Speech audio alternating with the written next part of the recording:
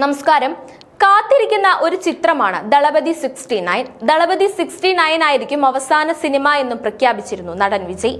ദളപതി 69 സിനിമയുടെ പേരിനെ കുറിച്ചുള്ള ചർച്ചകളിലാണ് ആരാധകർ. സിനിമയുടെ പേര് ഔദ്യോഗികമായി പ്രഖ്യാപിക്കുന്നതിനായി താരത്തിന്റെ ആരാധകർ കാത്തിരിക്കുകയാണ്. മലയാളത്തിന്റെ യുവതാരം മമിതയും വിജയ് ചിത്രത്തിൽ വേഷമിടുന്നുണ്ട്. മമിതയുടെ ജോഡിയായിട്ടാണ് തേജ വിജയയുടെ ചിത്രത്തിൽ ഉണ്ടാകുക എന്നും റിപ്പോർട്ടുണ്ട്. എച്ച് വിനോദാണ് വിജയ് ചിത്രം സംവിധാനം ചെയ്യുന്നത്. വിജയുടെ ദളപതി 69ന്റെ പേര് എന്തായിരിക്കും എന്നതും ആകാംക്ഷയോടെ കാത്തിരിക്കുന്ന ഒന്നാണ്. വിജയ്ക്ക് 1000 കോടി തികച്ച സിനിമയിൽ നിന്ന് മാറാൻ ദളപതി 69ലൂടെ ആകുമോ എന്ന ചോദ്യത്തിന്റെ ഉത്തരത്തിനായും കാത്തിരിപ്പാണ് താരത്തിന്റെ ആരാധകർ.